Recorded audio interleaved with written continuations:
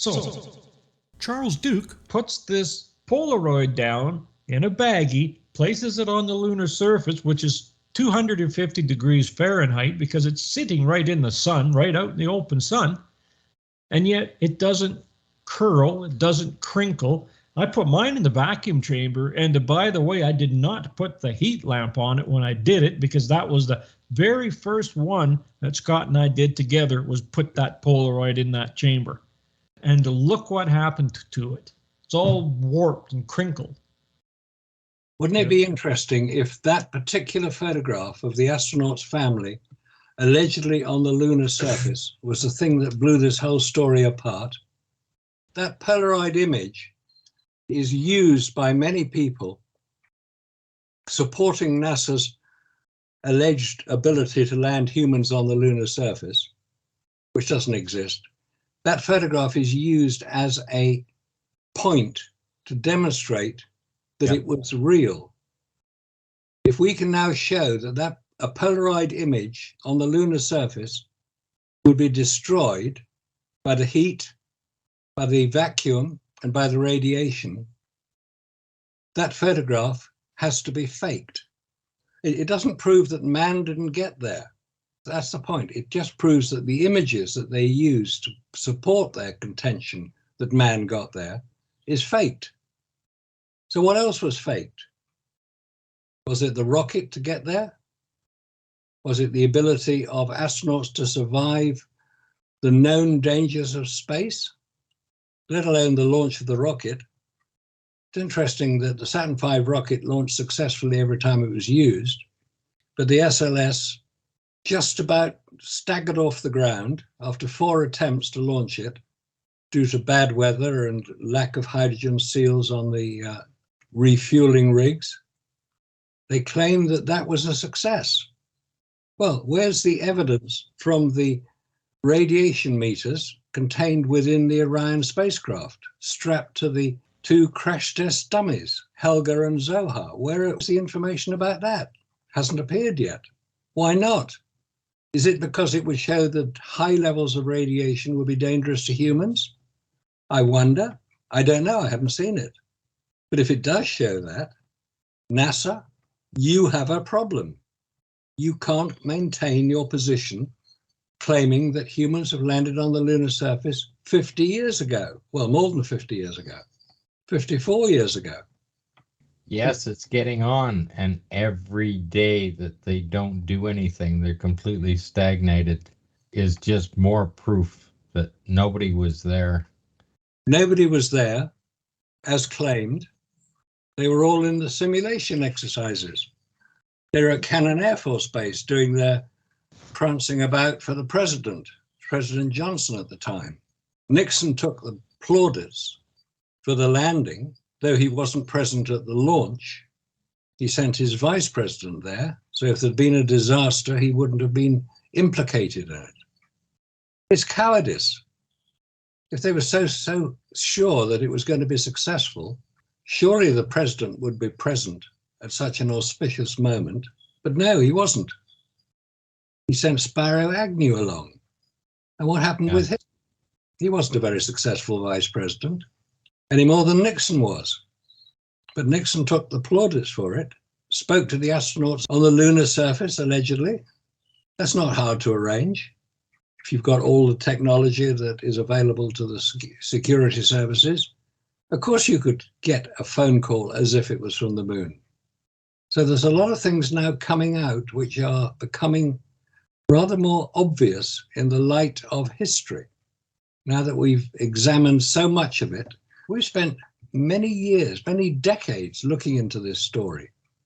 And the more we look, the more we found it's fabricated. It doesn't work. So there's the Polaroid before it went in the chamber, right? Okay, got it. It's straight. This is after it came out of the chamber. I'm holding it with one hand, by the way. This stayed in there overnight. I mean, come on, guys. You know, and Bill says that his was just as bad. Then I find this interesting, is that when you go over to this, where's their face? Look at their faces. This is the one Bill had in his chamber, right? Where are their faces? They're gone. Color balance is gone too. Oh, and another thing you'll notice too, you see the Polaroid, it's bubbled. Where at the very top on the right-hand side, that is all bubbled right up. It's bubbled. The Polaroid, the picture inside of this white sheet is lifted right up like a bubble. It's up like a bubble. Charles Duke left the photograph, and this Daily Express, UK Daily Express, says that there's a hidden message in the family photo. I think they're right there.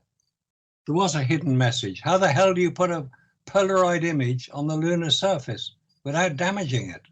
You put it in a baggie.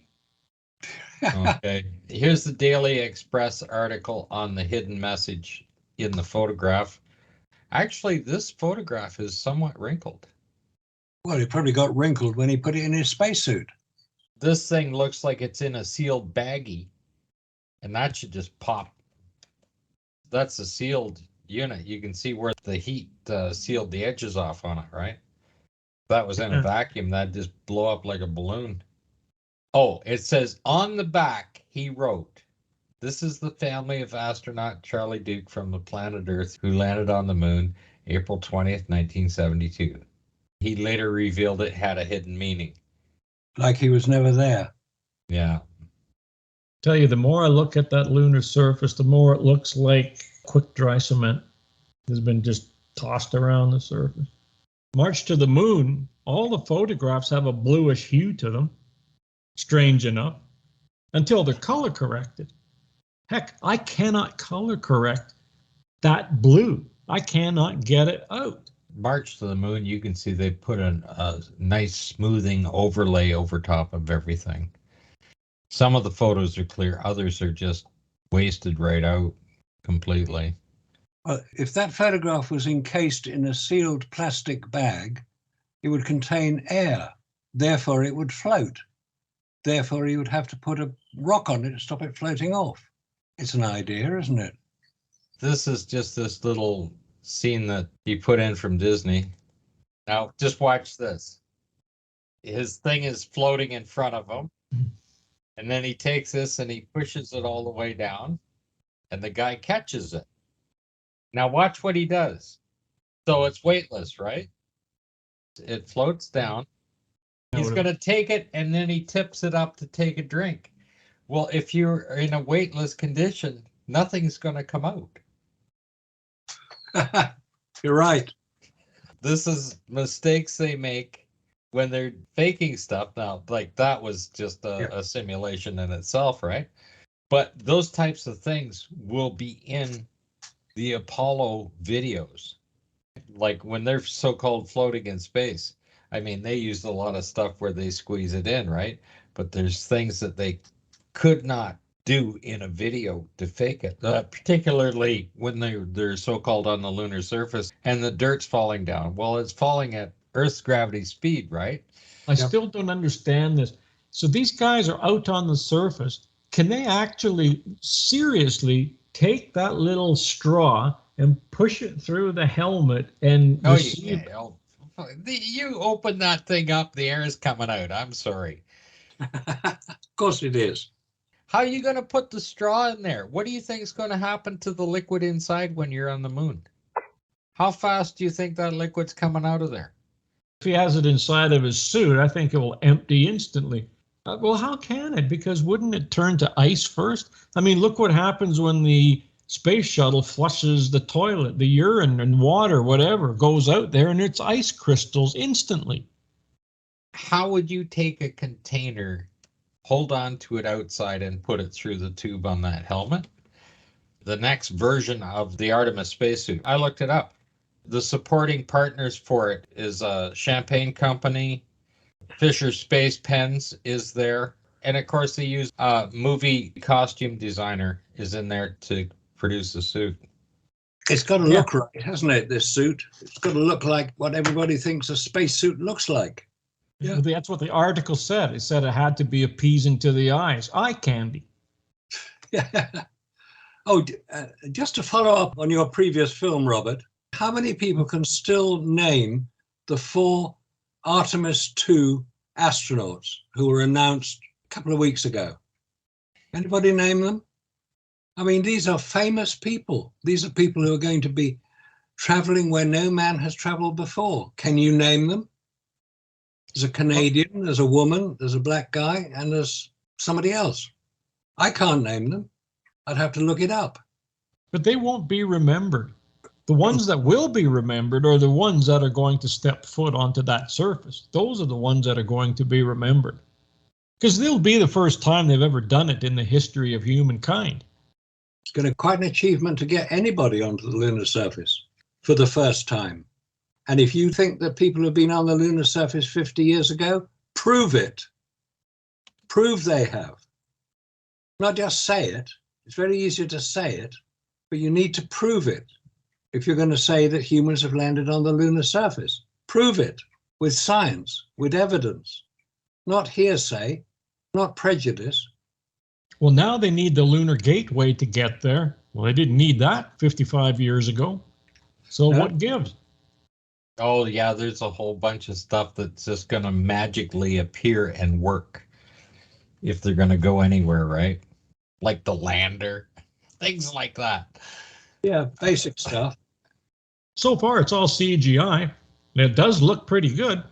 Soon it's going to come to a point where you're not going to be able to tell what's real and what's not. And then that's what you start getting scared.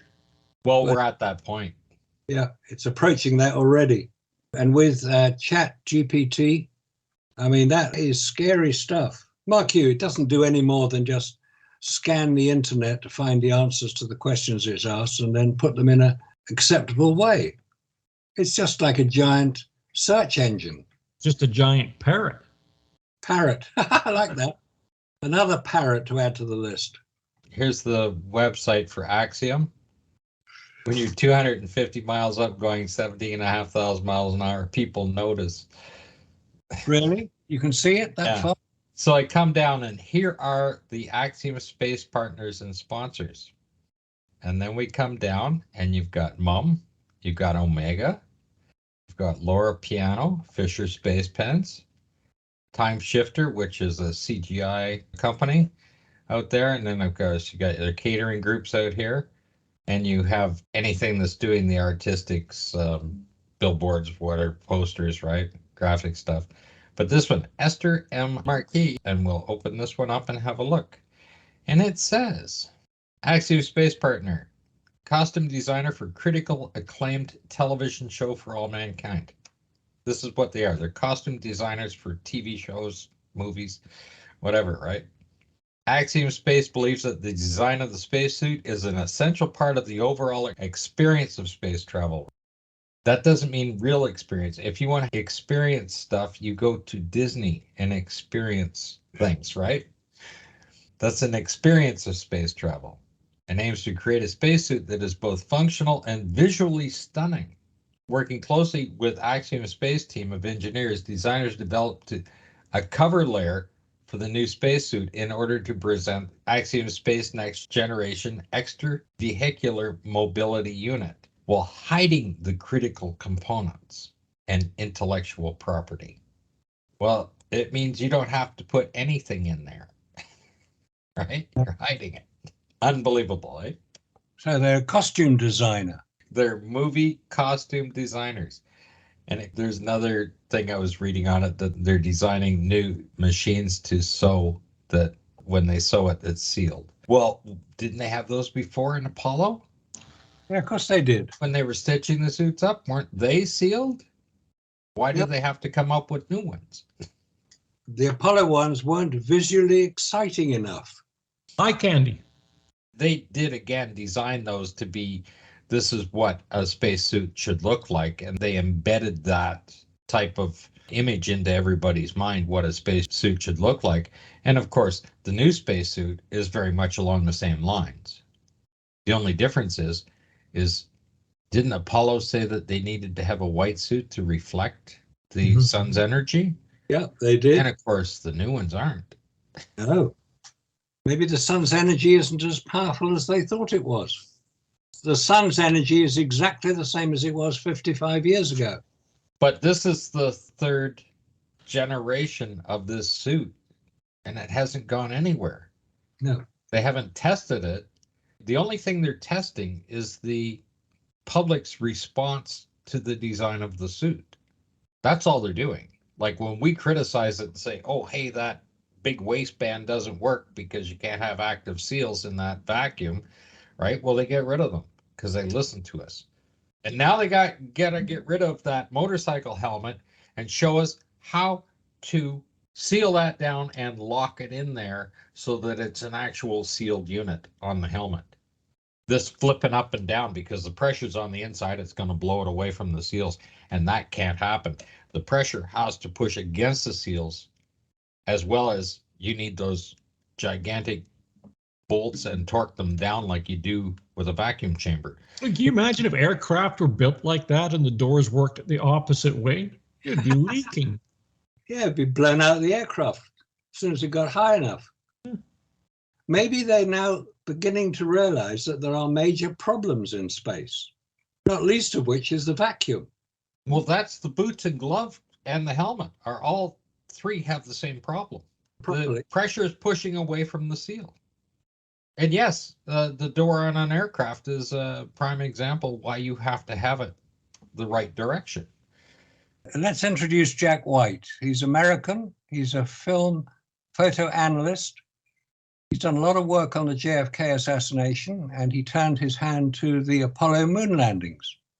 And I was being interviewed on Coast to Coast about 20 years ago. Jack heard my interview, contacted me and said, I've got some information you might find interesting. I've been working on these. So I said, well, send them over, let's have a look, which he did. As a result of that, because there are over 200 images in Jack White's Apollo studies on the Owlis website, as we've got here, he sent them over. I forwarded them on to David Percy, who runs the Owlis website, and he got in touch with Jack and said, right, let's get them all up. So they're there for posterity. Because Jack died recently, regrettably. He'd done some very, very good work. Jack's work has influenced a lot of researchers into the Apollo fakery, because he's demonstrated the fakery that exists. So approaching 20 years ago, Jack was doing it, and he was using the technology that he had available to him at the time. Photoshop was just coming in. That was 1989. That was first introduced. He was able to start examining the photographs and examining the faults, the defects in them, which he did. And he was doing it from a professional point of view. So if anybody can dispute any of the points that Jack raises, let's hear about them. Come on, you guys who are so keen on supporting NASA's narrative, let's hear it. How is he wrong? What has he said that is incorrect? He's just showing the difference between this center photo here is one taken on Earth and the other ones are all so-called from the moon photographs, right? And he's showing the differences in how they're being reflected. Well, first of all, supposed to be gold, and you don't see any of the gold in any of these. That's one of the first things that he's pointing out. And of course, there's a hell of a lot more detail in here than there are in many of these. Yeah, a great many more details. And it's supposed to be a reflection of the photographer taking it. That top right-hand picture, that's the famous one of Buzz Aldrin, Man on the Moon, Apollo 11, which reflects Neil Armstrong, who was taking the photograph. It's a good photograph. It's a very, very good photograph. You don't even need a caption to know what you're looking at. And that's always the sign of a good photograph, that you don't need a caption. The photograph tells you the story. We've got various other ones here. Apollo 11, various reflections. Yeah, well, this one in particular, we've looked at before with the amount of equipment that's actually in the reflection here, and there can't be anything there. And we showed where the lander is, and there's the flag, but there shouldn't be anything else right there. In that photograph, it looks like a DAC camera, actually. They put an overlay across a lot of the photographs just to smooth stuff out to get rid of detail. Yeah, it's certainly true that NASA are starting to take a great deal of interest in what we and others examining the photographs are saying. Then try to remove some of the more obvious anomalies in the photograph. But there are so many anomalies, they're going to have to go through their whole 30,000 picture record to make sure they get them all out. And they're not doing it because the guys who are working on these photographs at NASA are not skilled enough to be able to spot all the things that after 30 years we have examined and identified. I would challenge any photographer, that photograph on the right, the top right, with the Earth allegedly in the picture and the flag pointing at it, directly at it, and including, in this case, Jack Schmitt, allegedly on Apollo 17, to take that photograph without doing several attempts at it. That is the only picture, a few others around it, but to get that picture with a camera that had no viewfinder is virtually impossible. I mean, all right, come on, guys. Any photographers out there? Dave, I'm looking at you. Recreate that picture in one shot. Shadow on the ceiling detected in computer enhancement. He's saying the ceiling's detected in there. But of course, if you do the analysis today with modern technology and modern software, it's not going to have the same effect. That doesn't mean to say it's not real. It just means it's difficult to get the information out on a computer. But Jack has done it with the right technology and the right computers, and it's now posted for all time, so we can all see it. Jack did a great service to those of us who challenge Apollo's record. Well, he got other people to take a look as well. Oh, yes. And hopefully people will now look at the Owlis website and go to the Jack White photo section and have a look for themselves and see what they've got. That's the photograph in the studio they're working in, and this is how easily you can remove those images.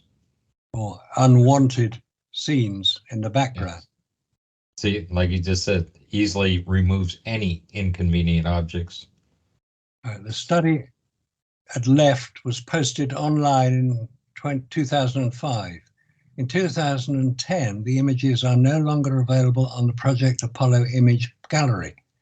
The best NASA source for high-resolution scans. Do you find removal of these photographs suspicious?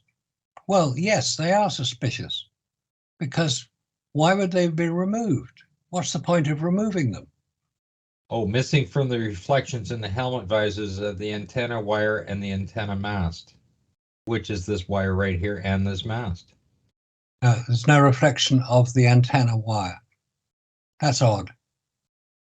Well, it has to be there. They're right there. Yeah, it's right in front of it. This is what he is showing. He's showing that these pieces are not there. Now, how could that possibly be? This little reflection in here on the helmet is this piece, and then it wraps all the way around. Yep.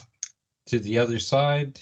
There's probably more stuff missing in there, because this should be in here too. But if the photographs have been removed, which we see at the bottom there, bottom right. This antenna should be in there. That should be in there. That should be in there. Yeah, of course it should, because that is a wide angle view. This is his shoulder and arm coming there down to his hand, that it stops there. You don't see the other arm whatsoever. So in between there, what should be in there? All of this. That should be right front and center. It should be right there. This should be there. That should be there. That fender's there. This fender is That right fender. there. But Just nothing beyond else. his hand. That's the fender. Why would they do that? Why would they do part of it? This has been retouched on this side. Why doesn't it show up? See, this piece in here looks like it might be somewhat retouched because there's a whole bunch of junk in here. Look at all the stuff up here. There's tons of stuff up there, right? But this isn't here. The fender's there. This box is here. That box is there. And you'd also expect a reflection or a more definite image of the chest pack on which the camera is supposed to be mounted. Obviously on this one it's not. It's Yes. just that little white piece just along there. I think it should be a bit more than that, because that visor comes down. The camera's pretty low. This box is here. But why is this removed? There can't be anything out there. Look at the top half of this helmet. Look at this stuff up here. What is going on? That should be black sky. Yeah, of course it should. all of this stuff in here shouldn't be there. All of this stuff. What the hell is that thing there? That's not this.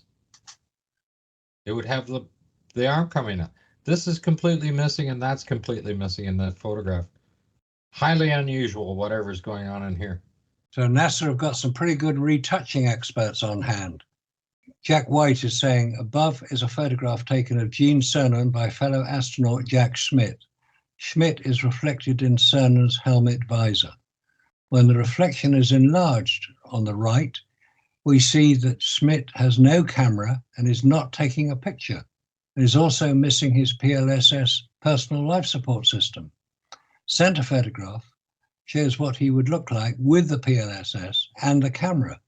Oh, and by the way, life cannot be sustained on the moon without the PLSS. The photographs cannot be taken without a camera. These oddities raise the question, was this photograph taken on the moon? Answer, no. It was taken in the simulation studios.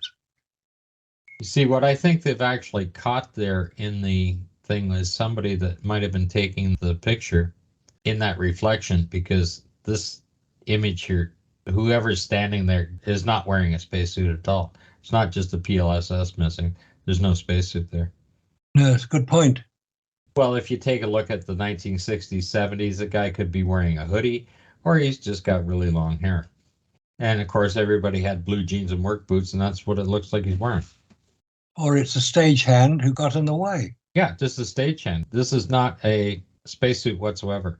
No, it's a set dresser. And because it's off to the side this way, the person taking the picture is taking from this way of being reflected. They're showing it's over there, so it's just picking up a stagehand that inadvertently is standing beside it while they were taking it. And yet every time you see it, it looks like it's a different person that's inside of that. But one has a backpack, it looks like, and the other's saying, well, it's because he's not turned enough towards the camera. You can't see the backpack. Now, that's what the Birdie Bunch subscribed to. Well, of course they'd say that. They have to say something to defend their position. Yeah. But it's getting increasingly evident that their position holds no water. But that is not even a spacesuit. No, it's not. Even the head looks different. Look at the helmet. Look at the gloves. Look at the boots. For crying out loud. Here's the original photograph. I got the same as Jack's got right there. No astronaut can put their hands down like that in any photograph. You never see them do that. They haven't even got pockets to put them in. It looks like he's carrying something, though. See? But he hasn't got a backpack. You'd see it at that angle. Sure you would. Absolutely. I mean, that's 45 degrees to the astronaut, or whoever it is, the stagehand. If he had a backpack, if he had a PLSS, portable life support system, which you need on the moon, by the way, otherwise you die. What is he carrying? It's probably a box of tools. It almost looks like it's a pump, a vacuum pump. And by the way, the PLSS sticks out quite a way too. It's not just a shallow object. It's not shallow. 10 inches. Which is what Jack shows in the pictures he produces. He shows how big the PLSS is. And it is quite large. It's quite bulky. Yeah. And it would be obvious in a photograph from that angle. So to say that he's not turned enough is just ridiculous. It's a desperate attempt to try to explain a photograph which is fake, fake, fake, fake.